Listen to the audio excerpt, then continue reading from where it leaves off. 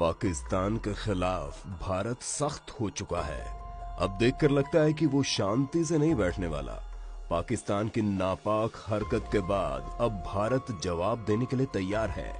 पाक ने cease fire का उल्लंघन कर भारतीय जवानों को धोखे से गिरफ्तार कर लिया है। साथ ही इसमें भारत के 2 जवान शहीद हो गए। इसके बाद अब कहा जा रहा है कि भारत चुप नहीं बैठेगा, इसलिए भारत ने गन का जवाब गोलों से दे दिया। लेकिन विश्लेषक मानते हैं कि पाकिस्तान इतने भर से नहीं मानेगा। उसके इन हरकतों का आखिरी बार इलाज करना जरूरी है। नंबर 6, तो क्या भारत पाकिस्तान युद्ध से ही इलाज संभव है? 1948 में पाकिस्तान ने जब कश्मीर के एक हिस्से पर कब्जा किया तो उसके बाद से 1965 और 1971 में 2 जंग हो चुकी है और 1999 में कारगिल का संघर्ष भी लगभग जंग के बराबर ही रहा। लेकिन इन सभी सैन्य संघर्षों से भारत को कुछ खास हासिल नहीं हुआ। न ही वो कश्मीर का कब्जे वाला हिस्सा हम ले पाए और न ही कश्मीर में आतंकी हस्तक्षेप से उसके दावे को खत्म कर पाए। तो सवाल ये है कि क्या एक निर्णायक जंग की जरूरत और है, और यदि वो जंग होगी तो इसका अंजाम क्या होगा? ये सब जानने के लिए आप वीडियो को आखिर तक जरूर देखिए। नंबर 5, क्या अब आसान नहीं है पाकिस्तान से जीतना? दोस्तों, आपको बता दें कि पाकिस्तान से जीतना अब उतना भी आसान नहीं है। 1965, 1971 और 1999 के युद्ध में पाकिस्तान को भारत ने आसानी से धूल चटा दी थी।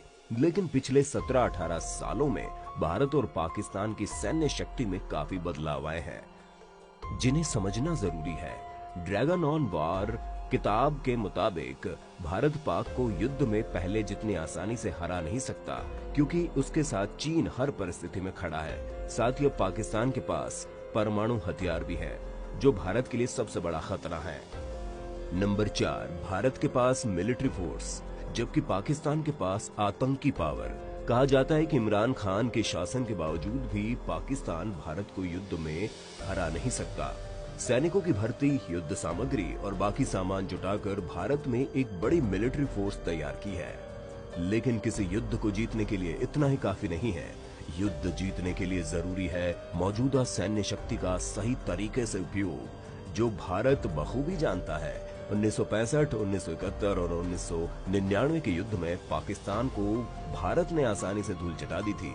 लेकिन हमें ये भी मानना होगा कि पिछले 17-18 सालों में भारत के साथ साथ पाकिस्तान की सैन्य शक्ति में भी काफी बदलाव आए हैं। नंबर 3, ईंट का जवाब पत्थर से नहीं दे पाता भारत में राजनेता ये फैसला लेते हैं कि कब, कैसे और कहां जंग लड़नी है, लेकिन हकीकत में उन्हें हथियार और मिलिट्री पावर का इतना आइडिया नहीं है जितना आर्मी को होता है। ऐसे में सही समय पर सही युद्ध करना मुश्किल हो जाता है।